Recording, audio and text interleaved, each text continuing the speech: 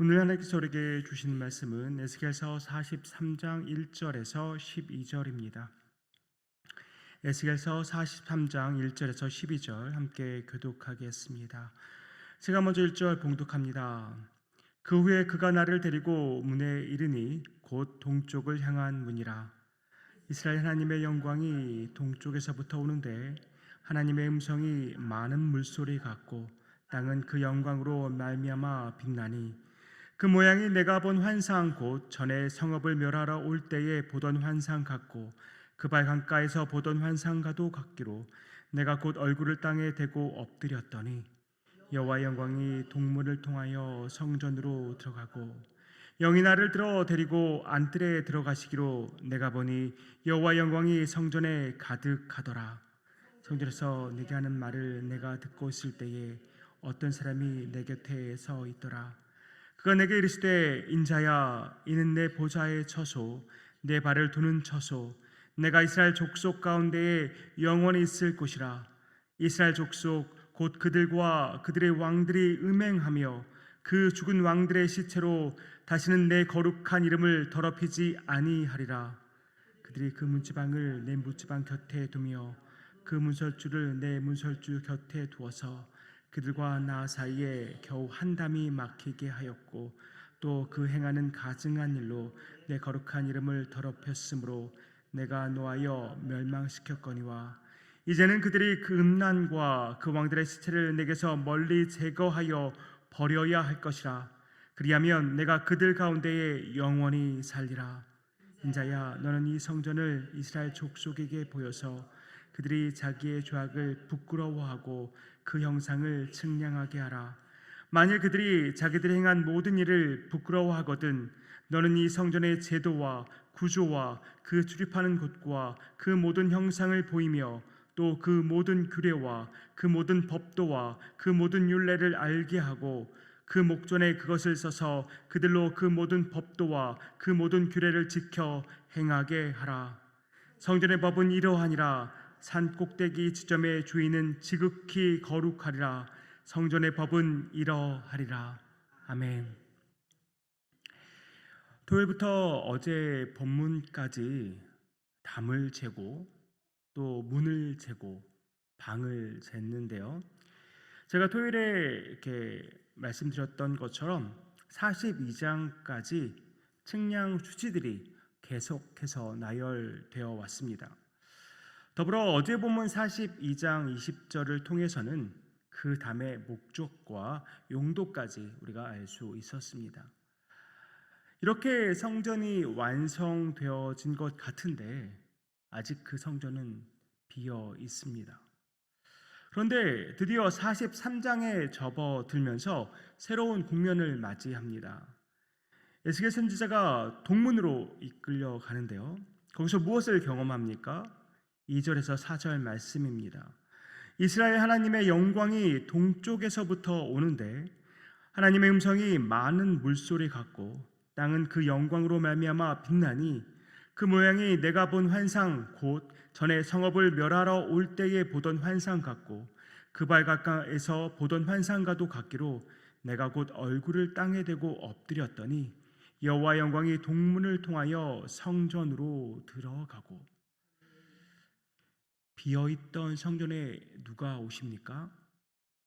하나님이 찾아오십니다. 하나님의 영광이 동쪽에서부터 오고 많은 물소리 같은 하나님의 음성이 들립니다. 땅이 하나님의 영광으로 빛이 납니다. 에스겔서 9장에서 11장을 보면 하나님이 떠나시는 모습을 볼 수 있습니다. 그런데 단번에 떠나시지 않습니다.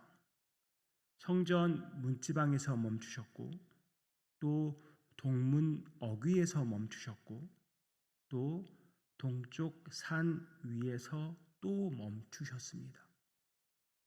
하나님은 그렇게 걸음을 멈추고 천천히 떠나셨습니다. 그런데 오늘 본문은 어떻습니까?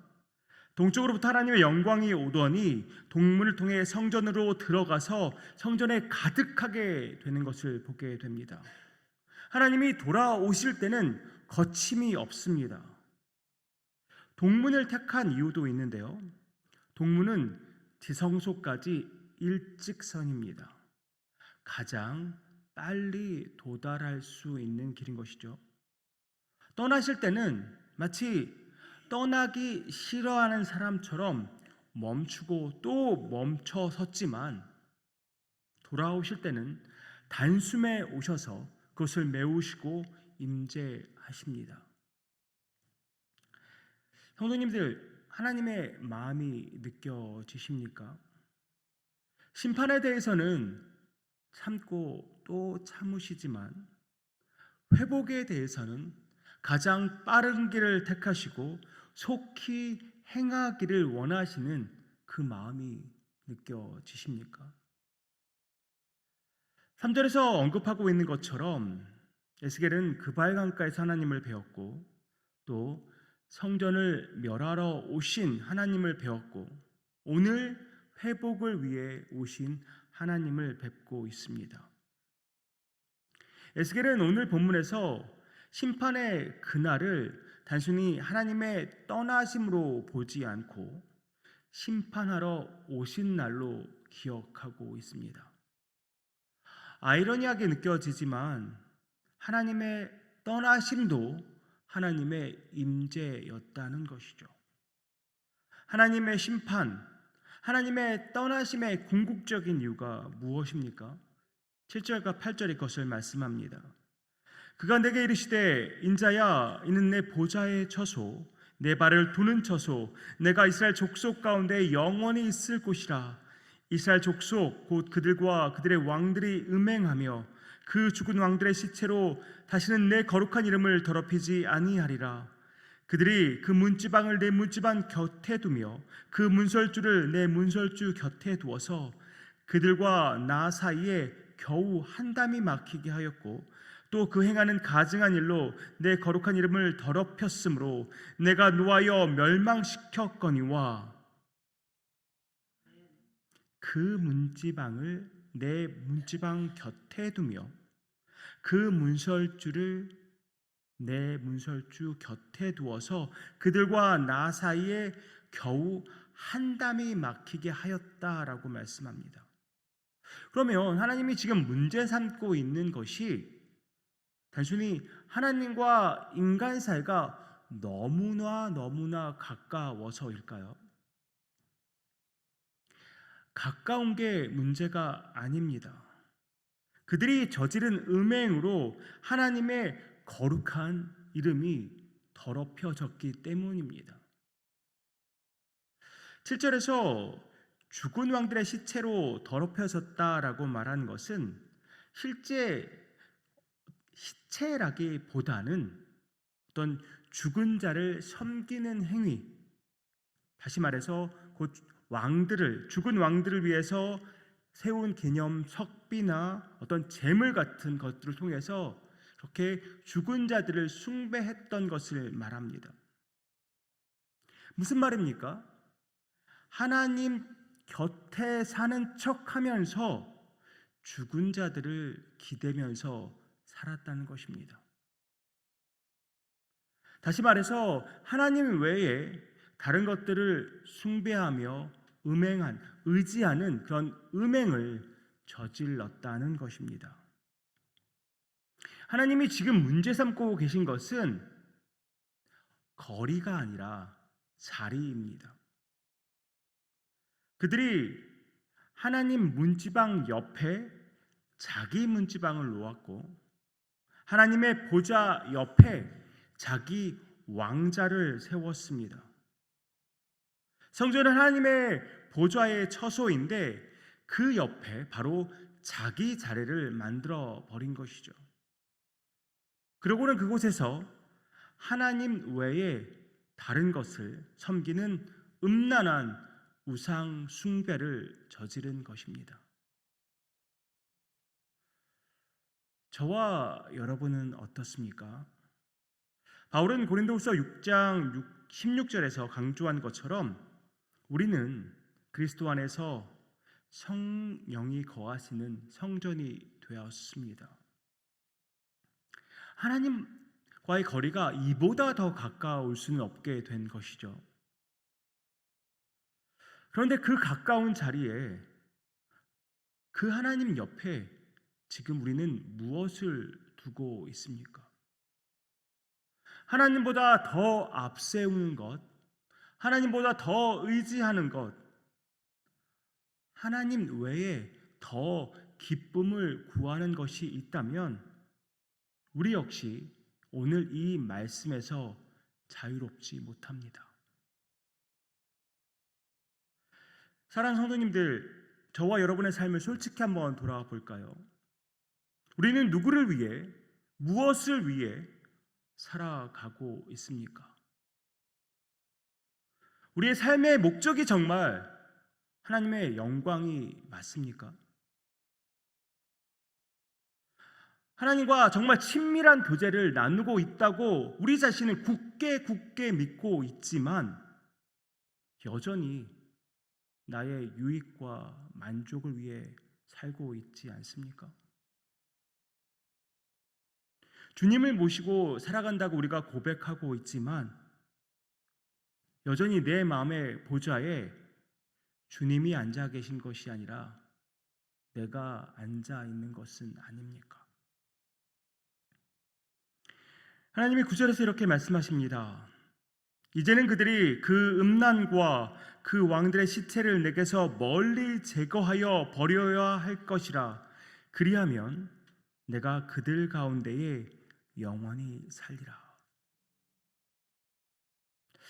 이 말씀은 그러면 음란과 왕들의 실체를 멀리 제거하면 그제서야 하나님께서 오시겠다는 말씀일까요? 그런데 5절에서 우리는 이미 보았습니다. 여호와의 영광이 성전에 가득한 것을 우리는 이미 보았습니다. 이 말씀은 그러니까 여호와의 영광이 성전에 이미 가득하기에 음란과 가증한 것들을 제거하는 것입니다. 우리 안에 하나님의 영광이 이미 임하였기에 우리 안에 죄악들을 제거하는 것입니다.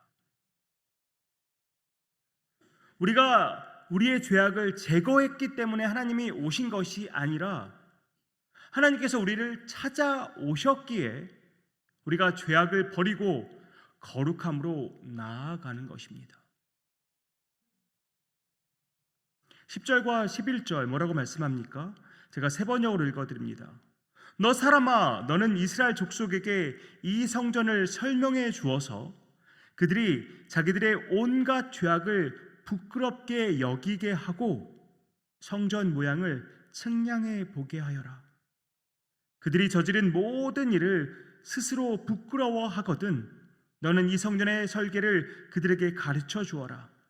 성전의 배치도, 성전의 출입구, 이 성전의 건축 양식 등 모든 규례와 법도와 모든 율례를 그들에게 알려주고 그들이 보는 앞에서 글로 써주어서 그들이 이 성전의 건축 설계의 법도와 규례를 지키고 행하게 하여라. 하나님은 이스라엘 백성에게 이 성전에 관해서 설명해 주고 또 자로 측량하게 하라고 에스겔에게 명령하십니다. 이유가 무엇입니까? 자기들의 온갖 죄악을 부끄럽게 여기게 하기 위함입니다. 내가 어떤 사람이었는지 분명히 깨닫게 하시겠다는 의미입니다. 그저 자기 혐오하도록 만드시겠다는 이야기가 아니라 내가 하나님의 은혜를 받을 만한 자격이 없는 사람임을 인정하게 하시겠다는 것입니다. 구약학자 다니엘 블락은 이렇게 에스겔서 40장부터 43장까지의 그런 성전 환상을 정리하면서 이렇게 설명합니다. 복음의 영광스러운 소식은 우리가 하나님께 나아갈 자격이 있다는 것이 아니라 우리의 죄에도 불구하고 그분이 우리를 받아주신 것입니다. 그러나 하나님이 우리를 있는 그대로 초청하신다는 것이 우리의 상태를 만족스럽게 여기신다는 뜻은 아닙니다. 의로운 하나님께서 우리를 먼저, 이 죄인된 우리를 먼저 찾아오셨고 자격 없는 우리를 의인으로 칭하시며 하나님의 자녀 삼아 주셨습니다. 죄인인 우리를 받아주셨다고 해서 이전의 모습 그대로 살아도 된다는 말이 아닙니다.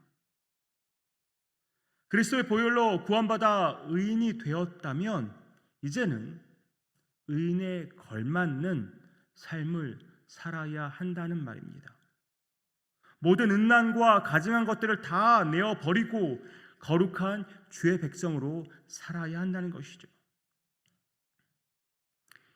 사랑하는 성도님들, 이 새벽 우리 잠시나마 우리가 누구였는지 묵상해 보는 시간 가지면 좋겠습니다. 우리를 살리고 우리와의 관계를 회복하시려고 말씀이요 하나님이신 예수님이 이 땅에 오셨습니다. 예수의 십자가의 피가 우리를 살렸습니다. 보혈의 공로로 우리가 의인이 되었고 또한 예수 그리스도 안에서 성령을 모시고 있는 성전이 되었습니다. 텅 비어있던 성전에 하나님의 영광이 가득 찼습니다. 오늘 저와 여러분이 바로 그 성전입니다. 12절은 성전의 법은 이러하니라 라고 말씀을 열고 있는데요. 이제 내일부터 하나님께서 돌아오셨으니 어떻게 하나님과 살아야 할지를 듣게 되실 것입니다. 놀라운 그 은혜와 우리를 향해 비추신 하나님의 영광을 묵상하는 우리 되기를 원합니다. 오늘만이 아니라 계속되는 그 신앙의 여정에서 주의 거룩한 백성으로 날마다 영광스러운 주님과 아주 풍성한 교제 나누는 유정의 모든 성도님들 되시기를 주님의 이름으로 축복합니다. 기도하겠습니다. 우리가 선하여서가 아니라 여전히 우리가 죄인일 때 우리를 찾아오셔서 주의 영광으로 덮으시고 우리를 회복시키신 하나님의 그 놀라운 은혜 감사와 찬양을 올려드립니다. 예수 그리스도의 보혈로 우리를 의인 삼으시고 하나님의 자녀 삼으신 후에 우리 안에 성령을 부으사 주의 성전 삼으신 주님, 주의 영광으로 가득한 우리가 정말 주의 영광을 가리우는 삶 살지 않게 하여 주옵소서. 이전의 삶으로 돌아가지 않게 하여 주시고 하나님의 거룩한 백성으로 오직 하나님의 영광을 위해 살아가는 우리의 삶이 되기 원합니다. 주님, 죽을 수밖에 없는 우리를 살리신 그 은혜 잊지 않게 하여 주시옵소서. 내가 어떤 사람이었고 내가 지금 어떠한 사람이 되었는지 한시도 잊지 않게 하여 주옵소서. 그렇게 날마다 신앙의 여정 속에서 주의 영광을 나타내는 삶 우리로 살게 하여 주시옵소서. 이 모든 말씀 예수 그리스도의 이름으로 기도하옵나이다. 아멘.